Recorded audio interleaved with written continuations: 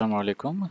আপনি যদি এরকম সুন্দর একটি প্রিন্ট পেতে চান তাহলে আপনার প্রিন্টারকে মেনটেনেন্স করতে হবে। যেখানে রোলারটা কাগজটা বের হয় সেখানে রোলারটা খুব সুন্দর করে মুছতে হবে।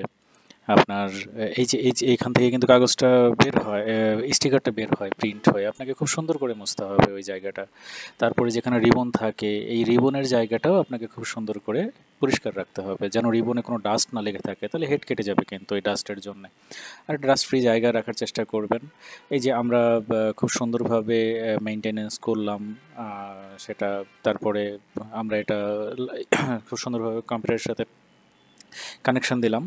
এরপরে আমরা প্রিন্ট দিচ্ছি, দেখেন কত সুন্দর করে প্রিন্টটা। ও হ্যাঁ, এখানে ক্যালিব্রেশনও ঠিক মতো করতে হবে, কিন্তু আপনাকে ক্যালিব্রেশনটা করে রাখতে হবে ও সঠিকভাবে। এরপরে দেখেন খুব সুন্দর করে প্রিন্টগুলো বেরোচ্ছে এবং কত মানে স্মুথ সুন্দর। হ্যাঁ, আপনি অনেক দিন আপনার প্রিন্টারটা অনায়াসে চালাতে পারবেন।